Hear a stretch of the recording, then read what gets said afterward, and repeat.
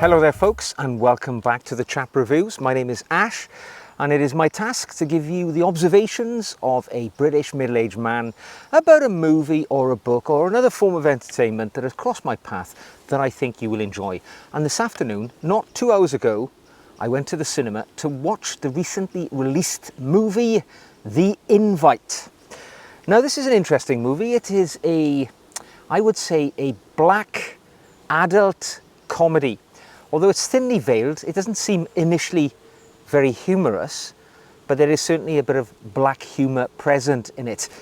And it is something of an unusual cinematic release in the modern world in many regards, is because it is a four-hander. There are four actors, and almost all of the action takes place inside one relatively claustrophobic apartment.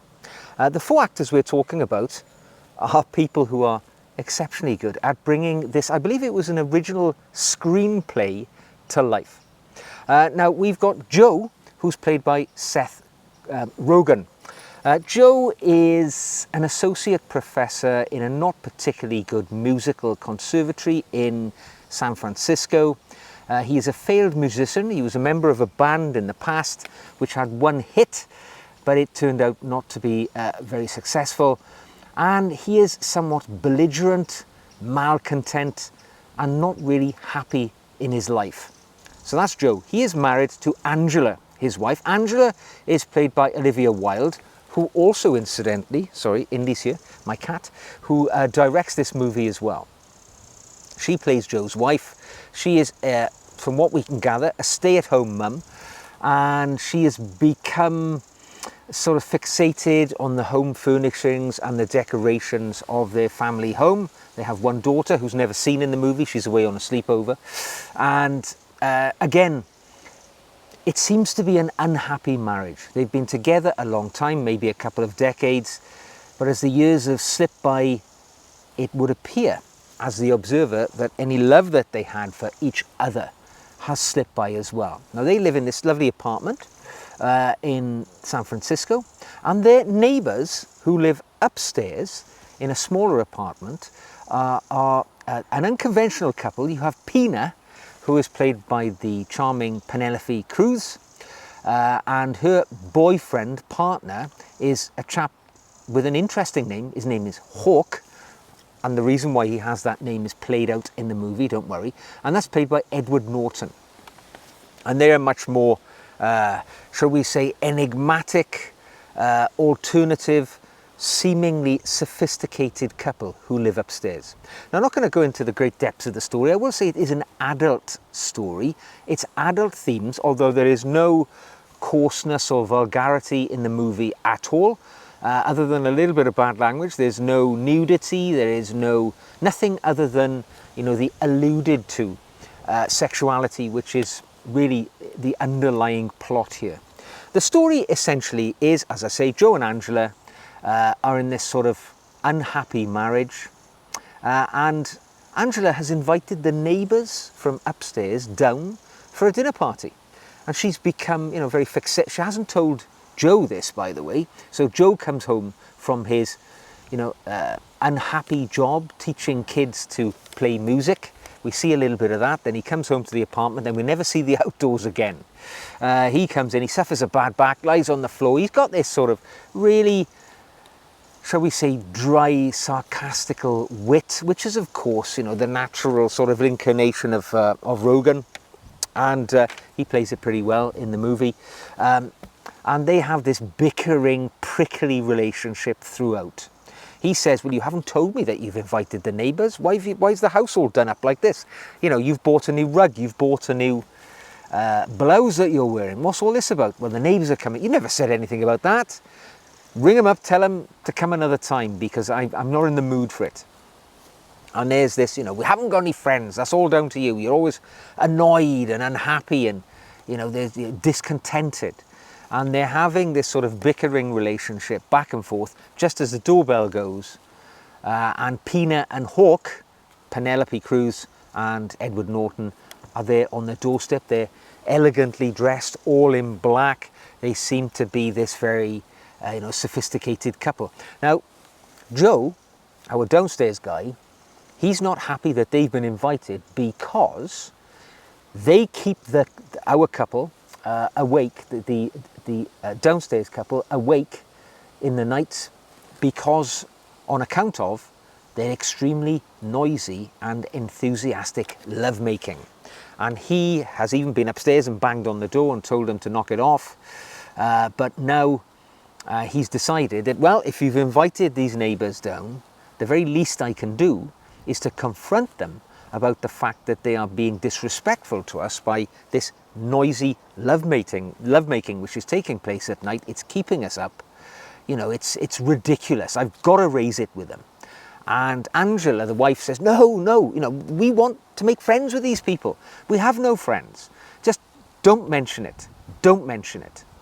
So when they come down, they come into the house, and this is where the main element of it all takes place. It is the interactions between these two couples. And this dancing around the fact that, you know, there is a sort of underlying story with both couples, which are teased out throughout the course of the film.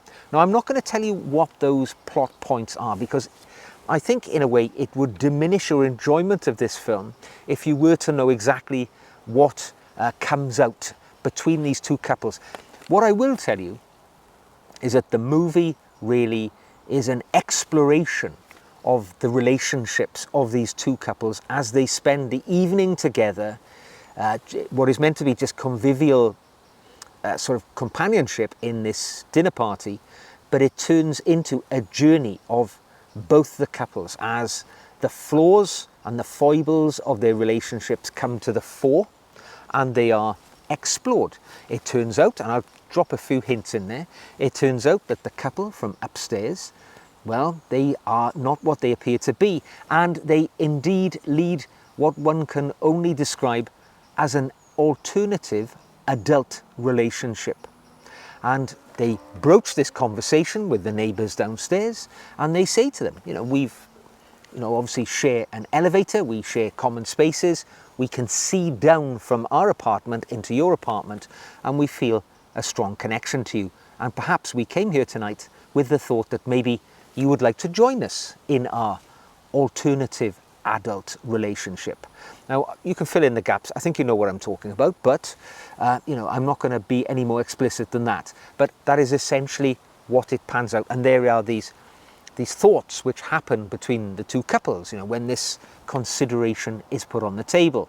And as I say, it is an exploration of the depths of the relationship of both couples, particularly Angela and Joe, Seth Rogen and Olivia Wilde, who are the main focus of the movie, really.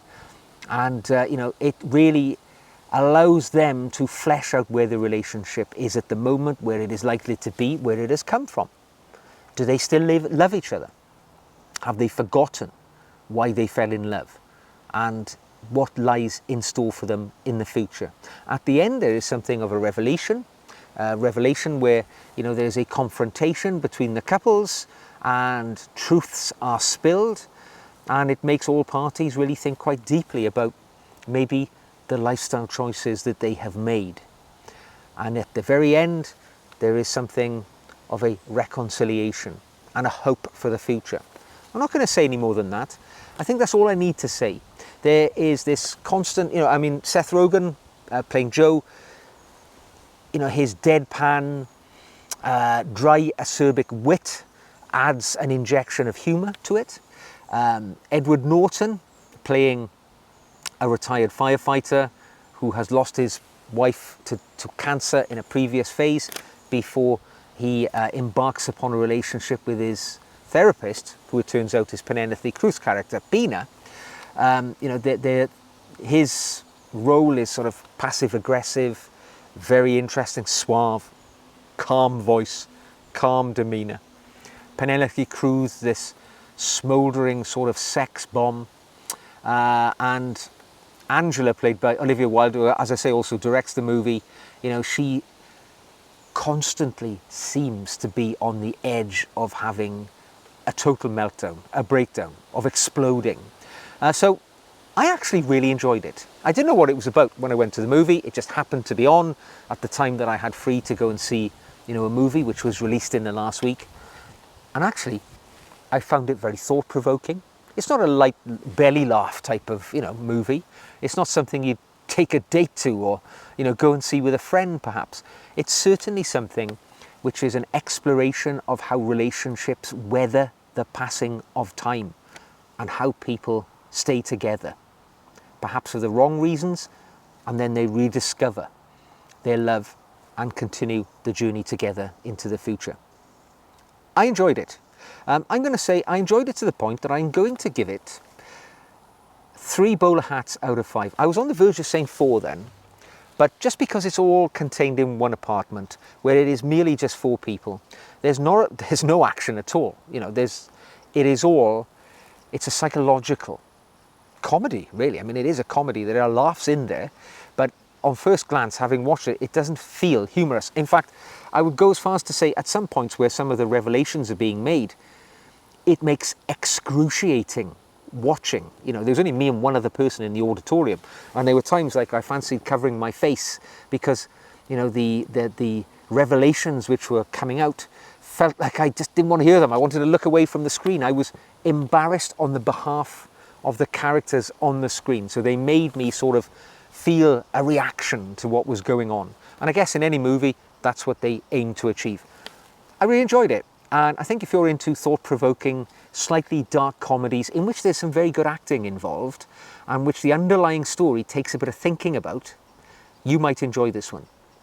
I hope you've enjoyed my review of The Invite. If you have, don't forget to like and subscribe, and I'll see you in the next one. Take care, my dear friends.